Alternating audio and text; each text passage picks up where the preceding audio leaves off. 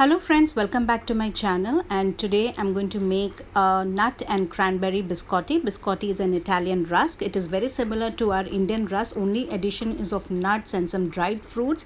So here, as you can see, I've got 1 3/4 cup of flour, out of which I have removed a handful of the flour, and you will know why I have done that. So this is the flour, and also I'm going to use about a teaspoon of baking powder and 1/4 teaspoon of salt. Then I have got 2/3 cups of sugar, and then I have 2 eggs, which is at room temperature, a teaspoon of vanilla essence, and I've taken half cup of cranberries. You can use dried dates, you can use dried cherries, dried kiwi, and you can use any other nut. I'm using pista or pistachio, which is again half a cup, but you can use almonds, pecans, walnuts, hazelnuts, any nut of your choice. And I personally love this biscotti because it does not have any butter into it. And we are first going to start by preheating our oven at 180 degrees centigrade or 350 degrees Fahrenheit.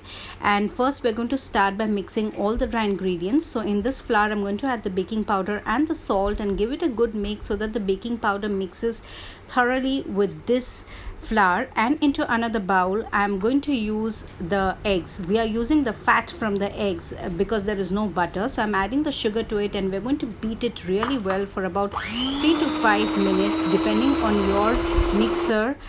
So we want it to be light, fluffy, and it should become double in its volume.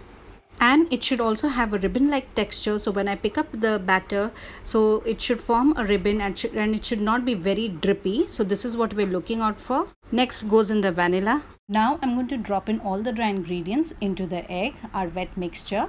And if you want, you can use a wire whisk at this point, or you can use a wooden spatula. And if you have a stand mixer, that is the best option, but I have a hand mixer, so I'm going to use that to beat in our dry ingredients into the wet ingredients.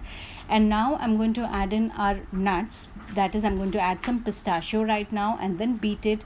So while beating, we are adding our nuts and cranberries so that they distribute evenly into the batter, and we're going to beat it till the batter comes together. Now I have moved the batter to the countertop, and now I have added the handful of flour which I had reserved into this, and now we're going to shape it into a log. And if you need to dust in more flour, then do it by all means. We're going to cut our dough into 2 or 3 parts and then again form it into a log. As you can see, I've made one big log, and now we're going to place it onto a baking sheet, and then we're going to press it gently. The making of this biscotti is a bit messy, but it's no worry. And now we're going to put it into our oven and bake it for 20 to 25 minutes, or until when you touch the biscotti, it should be firm. My biscottis are baked, and as you can see, they're quite firm to the touch, and we are going to let it cool down on a wire rack for about 10 to 15 minutes, and then we can cut them into slices. You can cut the biscottis into very thin slices or half an inch thick slices like me. So if you have a look from inside, the biscottis, they somehow resemble the Karachi bakery biscuits. And biscotti, the word biscotti basically means twice baked. So now you're going to reduce your oven temperature to 150 degrees Celsius, and now you're going to place the biscottis over the baking sheet.